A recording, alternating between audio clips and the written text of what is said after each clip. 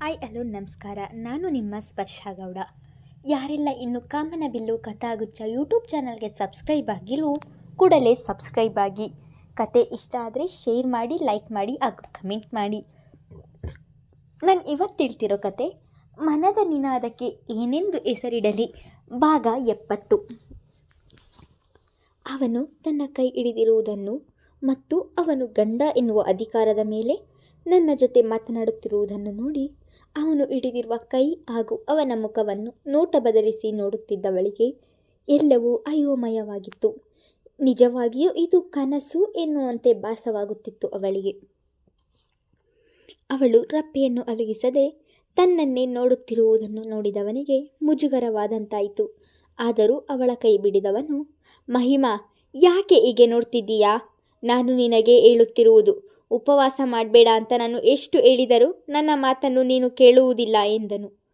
ಅಲ್ಲಿಯೇ ಹೋಗುತ್ತಿದ್ದ ರಾಜೇಂದ್ರ ಅವರಿಗೆ ಮಗನ ಮಾತು ಕಿವಿಗೆ ಬಿದ್ದಿದ್ದವು. ಹೆಂಡತಿಯ ಮೇಲೆ ಬಹಳ ಕಾಳಜಿ ಇರುವ ಹಾಗೆ ನಟನೆ ಮಾಡುತ್ತಿದ್ದವನ ಮಾತು ಕೇಳಿ ಮನಸ್ಸಿಗೆ ಸಮಾಧಾನವಾದಂತಾಗಿ ತುಟಿಯರಳಿಸಿದವರು ಅಡಿಗೆ ಮನೆಯ ಬಾಗಿಲಿಗೆ ಬಂದು ಮಹರ್ಷಿ ಎಂದರು. ತಂದೆಯ ದನಿ ಕೇಳುತ್ತಿದ್ದ ಹಾಗೆ ಅವಳ ಕೈ ಬಿಟ್ಟು ಹಿಂದೆ ಸರಿದು ನಿಂತನು. ಮಹರ್ಷಿ, ಅವಳಿಗೆ ದೇವರ ಮೇಲೆ ಇರುವ ಭಕ್ತಿಯನ್ನು ಬೇಡ ಎನ್ನಲು ನಾವ್ಯಾರು ಹೇಳು? ಅವಳ ಭಕ್ತಿ ಅವಳಿಗೆ. ಅವಳ ಜೊತೆ ನೀನು ಇದ್ದಿದ್ದರೆ ಇವತ್ತು ಹೀಗಾಗುತ್ತಿರಲಿಲ್ಲ. ಒಬ್ಬಳೇ ಇದ್ದಿದ್ದರಿಂದ ಕಷ್ಟವಾಗಿದೆ. ಇನ್ನೊಮ್ಮೆ ಹೀಗಾಗದ ಹಾಗೆ ನೋಡಿಕೊ ಎಂದು ಹೇಳಿ, ಅದು ಬಿಟ್ಟು ಅವಳ ಮೇಲೆ ಹೀಗೆ ಗದರಿದರೆ ಹೇಗೆ ಹೇಳು? ಇವಾಗ ಹುಷಾರಾಗಿದ್ದಾಳಲ್ಲ, ಈ ವಿಷಯವನ್ನು ಬಿಡು ಎಂದು ತಂದೆ ಹೇಳಿದ ಮಾತು ಕೇಳಿದವನು ತಲೆಯಾಡಿಸುತ್ತಾ ಅಲ್ಲಿಂದ ಸರಿದು ಹೋಗಿದನು. ತನ್ನ ಮಾವ ಅಲ್ಲಿಗೆ ಬರುತ್ತಿದ್ದ ಹಾಗೆ ಮಾವ ಇದ್ದಾರೆ ಎಂದು ಈ ರೀತಿ ನಾಟಕ ಆಡಿದ್ದಾನೆ ಎಂದು ಅವಳಿಗೂ ಕೂಡ ತಿಳಿದು ಹೋಗಿತ್ತು. ರಾಜೇಂದ್ರ ಅವರು ಅತ್ತ ಸರಿದು ಹೋಗುತ್ತಿದ್ದ ಹಾಗೆ ಮಹಿಮಾ ಕಣ್ಣು ತುಂಬಿದವು.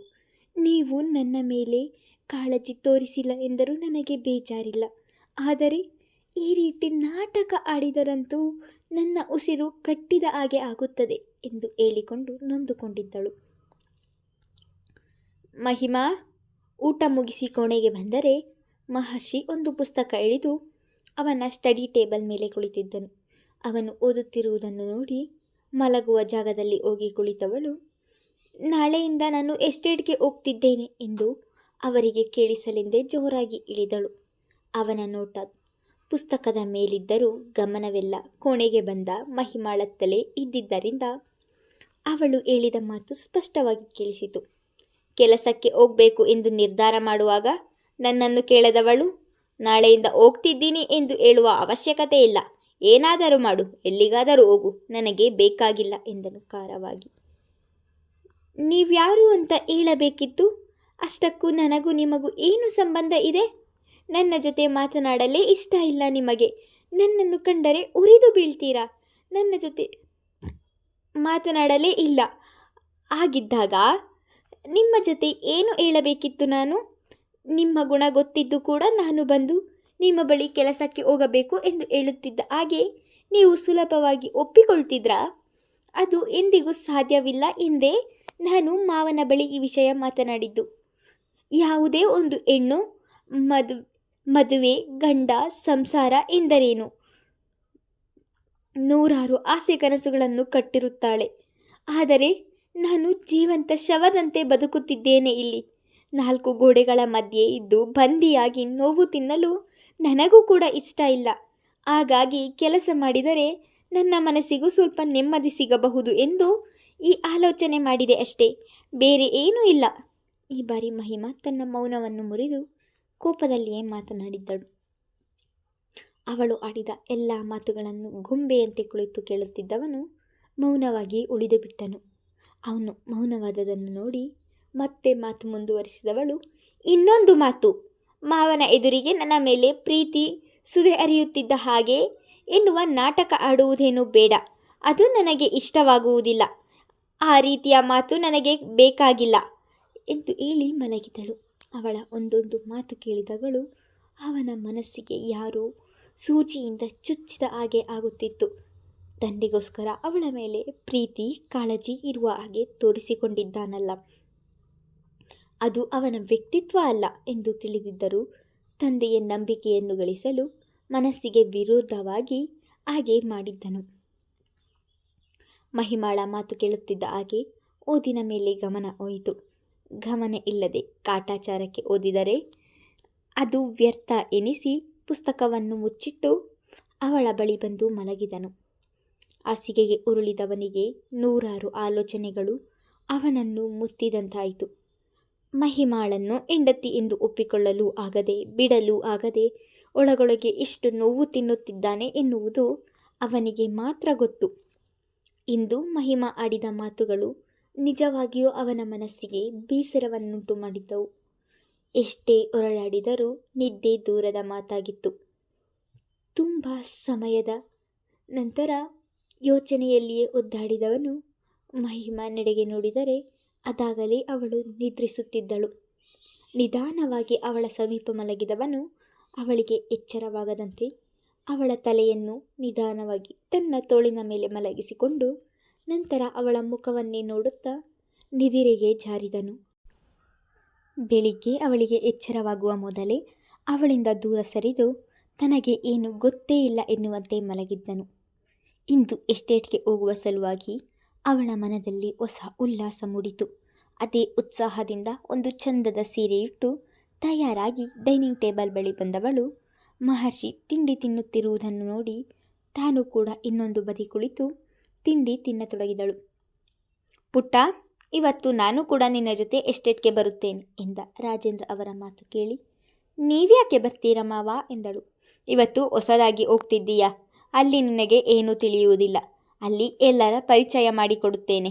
ಅಭ್ಯಾಸವಾಗುವವರೆಗೂ ನಿನಗೂ ಕೂಡ ಕಷ್ಟವಾಗುತ್ತದೆ ಎಂದವರ ಮಾತು ಕೇಳಿ ಆಯಿತು ಎಂದು ತಲೆಯಾಡಿಸಿದಳು. ತಿಂಡಿ ತಿಂದು ಮೇಲೆದ್ದವನು, ಮಹಿಮಾ, ಅಲ್ಲಿಯ ಜಾಗಗಳು ಯಾವುದು ನಿನಗೆ ಸರಿಯಾಗಿ ಗೊತ್ತಿಲ್ಲ, ಹುಷಾರು ಎಂದು ಹೇಳಿ ಅಲ್ಲಿಂದ ಹೊರಟಿದ್ದನು. ಮಾವ ಇರುವುದಕ್ಕೆ ಹೀಗೆ ಹೇಳುತ್ತಿದ್ದಾರೆ, ಇದು ಕೂಡ ನಾಟಕ ಎಂದುಕೊಂಡವಳು. ಆದರೆ ಆ ಮಾತನ್ನು ಅವನು ನಿಜವಾಗಿಯೂ ಮನಸ್ಸಿನಿಂದ ಹೇಳಿದ್ದನು. ಕಾಲೇಜಿಗೆ ಹೋಗಲು ತನ್ನ ಕಾರಿನ ಬಳಿಗೆ ಬಂದವನಿಗೆ ತಂದೆಯ ಕಾರನ್ನು ಓಡಿಸುತ್ತಿದ್ದ ಭದ್ರಾ ಕಂಡಿದ್ದನು. ಅವನ ಬಳಿಗೆ ಹೋದವನು, ಭದ್ರಣ್ಣ, ಮಹಿಮಾಗೆ ಅಲ್ಲಿಯ ಜಾಗಗಳು ಯಾವುದು ಸರಿಯಾಗಿ ಗೊತ್ತಿಲ್ಲ. ಅವಳೊಬ್ಬಳನ್ನೇ ಬಿಟ್ಟು ನೀನು ಎಲ್ಲಿಗೂ ಹೋಗಬೇಡ. ಸಂಜೆ ಕತ್ತಲಾಗುವ ಮೊದಲೇ ಮನೆಗೆ ಕರೆದುಕೊಂಡು ಬಂದು ಬಿಡು ಎಂದು ಹೇಳಿ ಅಲ್ಲಿಂದ ಹೊರಟಿದ್ದನು. ಮಹರ್ಷಿ, ಹೆಂಡತಿಯ ಮೇಲೆ ಅದೆಷ್ಟು ಪ್ರೀತಿ ನಿನಗೆ ಎಂದು ಅವನು ಓದತ್ತಲೇ ನೋಡಿಕೊಂಡು ಹೇಳಿಕೊಂಡನು ಭದ್ರ. ರಾಜೇಂದ್ರ ಅವರೇ ಖುದ್ದಾಗಿ ಅವಳನ್ನು ಎಸ್ಟೇಟ್ನ ಬಳಿ ಕರೆದುಕೊಂಡು ಬಂದಿದ್ದರು. ಅಂದು ಮಹರ್ಷಿ ಜೊತೆ ಅವಳು ಬಂದಿದ್ದರಿಂದ ಅಲ್ಲಿನ ಕೆಲಸಗಾರರು ಇಂದು ಬಹಳ ಆತ್ಮೀಯವಾಗಿ ಮಾತನಾಡಿಸಿದರು. ಇವಳು ಕೂಡ ಎಲ್ಲರ ಬಳಿಯೂ ನಗು ನಗುತ್ತಲೇ ಮಾತನಾಡಿದಳು. ಎಷ್ಟು ದೊಡ್ಡ ಮನೆಯ ಸೊಸೆ ಈ ಹುಡುಗಿ, ಆದರೂ ಸ್ವಲ್ಪ ಅಹಂಕಾರವಿಲ್ಲ, ಜಂಬವಿಲ್ಲ. ನಮ್ಮನ್ನು ಕೆಲಸಗಾರರು ಎಂದು ಭೇದ ಮಾಡದೆ ಎಷ್ಟು ಚೆನ್ನಾಗಿ ಮಾತನಾಡಿಸುತ್ತಾರೆ ಎಂದು ಕೆಲಸ ಮಾಡುವವರು ಮಾತನಾಡಿಕೊಂಡರು. ಪುಟ್ಟ, ನಮ್ಮ ಗೆಸ್ಟ್ ಹೌಸ್ ಇಲ್ಲಿಗೆ ಸ್ವಲ್ಪ ದೂರದಲ್ಲಿದೆ. ನಿನಗೆ ಇಲ್ಲಿ ಹೆಚ್ಚು ಬಿಸಿಲು ಎಂದರೆ ಅಥವಾ ಆಯಾಸವಾದರೆ ಗೆಸ್ಟ್ ಹೌಸ್ಗೆ ಹೋಗಿ ಸ್ವಲ್ಪ ಹೊತ್ತು ಮಲಗಿಕೋ ಎಂದವರು ಅಲ್ಲಿಗೆ ಕೆಲಸ ಮಾಡುತ್ತಿದ್ದ ರಾಮಪ್ಪನನ್ನು ಕರೆದು, ಇವನು ರಾಮಪ್ಪ ನಮ್ಮ ಗೆಸ್ಟ್ ಹೌಸನ್ನು ನೋಡಿಕೊಳ್ಳುತ್ತಾನೆ. ನಿನಗೆ ಮಧ್ಯಾಹ್ನದ ಊಟವನ್ನು ಇವನೇ ತಂದು ಕೊಡ್ತಾನೆ. ಇಲ್ಲದಿದ್ದರೆ ಗೆಸ್ಟ್ ಹೌಸ್ಗೆ ಹೋಗಿ ಅಲ್ಲೇ ಊಟ ಮಾಡಿ ರೆಸ್ಟ್ ಮಾಡಿ ಬಾ ಎಂದರು. ತನ್ನ ಮಾವನ ಕಾಳಜಿಯ ಮಾತುಗಳಿಗೆ ನಕ್ಕವಳು, ಮಾವ, ಫಸ್ಟ್ ಟೈಮ್ ಮಗುವನ್ನು ಸ್ಕೂಲಿಗೆ ಕಳಿಸುವ ಹಾಗೆ ತಾಯಿ ಹೇಳಿದ ಹಾಗೆ ಈಗ ನನಗೆ ಹೇಳ್ತಿದ್ದೀರಾ ನೀವು ಎಂದಳು. ಪುಟ್ಟ, ನೀನು ಇವಾಗ ಇಲ್ಲಿಗೆ ಮಗು ಇದ್ದ ಹಾಗೆ, ಇದೆಲ್ಲ ಹೊಸದಲ್ಲವ ನಿನಗೆ ಎಂದರು. ಮಾವ, ನನ್ನನ್ನು ನಂಬಿ ನನಗೆ ಹೊಸ ಜವಾಬ್ದಾರಿ ವಹಿಸಿದ್ದೀರಾ. ನಾನು ಕೂಡ ಎಲ್ಲವನ್ನು ಬೇಗ ಕಲಿಯುತ್ತೇನೆ ಎಂದಳು.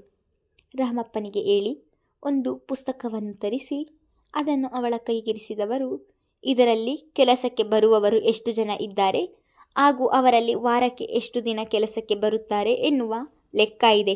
ಅದನ್ನೆಲ್ಲ ನೋಡಿ ಇವತ್ತಿನಿಂದ ನೀನೇ ಲೆಕ್ಕ ಬರೆದುಕೋ. ನಾನು ಸ್ವಲ್ಪ ಹೊತ್ತು ಗೆಸ್ಟ್ ಹೌಸ್ನಲ್ಲಿ ರೆಸ್ಟ್ ಮಾಡಿ ಆಮೇಲೆ ಮನೆಗೆ ಹೋಗ್ತೀನಿ. ನೀನು ಸಂಜೆ ಬೇಗ ಭದ್ರನ ಜೊತೆ ಮನೆಗೆ ಬಾ ಎಂದವರು ಅಲ್ಲಿಂದ ಹೊರಟಿದ್ದರು. ತನ್ನ ಮಾವ ಅಲ್ಲಿಂದ ಹೊರಡುತ್ತಿದ್ದ ಹಾಗೆ ಕೈಯಲ್ಲಿದ್ದ ಪುಸ್ತಕವನ್ನು ತೆಗೆದು ನೋಡತೊಡಗಿದಳು. ಅವಳು ನಿಂತು ಪುಸ್ತಕ ಓದುತ್ತಿರುವುದನ್ನು ನೋಡಿದ ಭದ್ರ, ಮಹಿಮಾ, ಒಂದು ಕುರ್ಚಿ ತಂದು ಕೊಡಲಾ? ಆ ಮರದ ಕೆಳಗೆ ಕುಳಿತುಕೋ, ಪುಸ್ತಕ ನೋಡಬಹುದು ನೀನು ಎಂದನು. ಬೇಡ ಭದ್ರಣ್ಣ, ಆ ಮರದ ಕೆಳಗೆ ಹುಲ್ಲು ಹಾಸು ಚೆನ್ನಾಗಿದೆ, ಅಲ್ಲೇ ನೆಲದ ಮೇಲೆ ಕುಳಿತುಕೊಳ್ಳುತ್ತೇನೆ ಎಂದು ಕುರ್ಚಿಯನ್ನು ಬೇಡ ಎಂದು ನಿರಾಕರಿಸಿದಳು. ಅದು ಮಹರ್ಷಿ ಬರೆದ ಲೆಕ್ಕದ ಪುಸ್ತಕವಾಗಿತ್ತು. ಚಿಕ್ಕಂದಿನಿಂದಲೂ ಅವನ ಹ್ಯಾಂಡ್ ರೈಟಿಂಗ್ ತುಂಬ ಚೆನ್ನಾಗಿತ್ತು. ಅದು ಅವಳಿಗೆ ಗೊತ್ತಿರುವ ವಿಷಯವೇ. ಅವನು ಬರೆದಿರುವ ಬರವಣಿಗೆಯ ಮೇಲೆ ಕೈ ಆಡಿಸಿದವಳಿಗೆ ಅರಿಯದೇ ಇರುವ ಭಾವವೊಂದು ಮೂಡಿತು. ಅವಳಿಗೆ ಅರಿವಿಲ್ಲದೆ ಅದರ ಮೇಲೆ ತುಟಿಯೊತ್ತಿದಳು. ಅವನು ಎಷ್ಟೇ ತಿರಸ್ಕರಿಸಿದಳು, ಅವಳ ಪ್ರೀತಿ ಮಾತ್ರ ಒಂದಿನಿತೂ ಕಡಿಮೆಯಾಗಿರಲಿಲ್ಲ. ಸ್ವಲ್ಪ ಸಮಯ ಕುಳಿತು ಅದರಲ್ಲಿದ್ದ ಲೆಕ್ಕ ಎಲ್ಲವನ್ನು ನೋಡಿ ಕೆಲಸ ಮಾಡುತ್ತಿದ್ದ ಆಳುಗಳ ಬಳಿಗೆ ಬಂದು ಎಲ್ಲರ ಹೆಸರುಗಳನ್ನು ಕೇಳಿ ಬರೆದುಕೊಂಡು ಇವತ್ತು ಯಾರು ಕೆಲಸಕ್ಕೆ ಬಂದಿಲ್ಲ ಅವರ ಹೆಸರುಗಳನ್ನು ಕೂಡ ಒಂದೆಡೆಗೆ ಬರೆದಿದ್ದಳು. ಅದಾಗಲೇ ಊಟದ ಸಮಯವಾಗಿದ್ದರಿಂದ ರಾಮಪ್ಪ ಅವಳಿದ್ದಲ್ಲಿಗೆ ಊಟ ತಂದು ಕೊಟ್ಟಿದ್ದರು. ಹೊಲದಲ್ಲಿ ಊಟ ಮಾಡುವುದು ಹೊಸ ಅನುಭವ ನೀಡಿತು ಅವಳಿಗೆ. ಅಲ್ಲದೆ ಇಂದು ಮನಸ್ಸಿಗೆ ನೆಮ್ಮದಿಯ ಭಾವ ದೊರೆಯಿತು.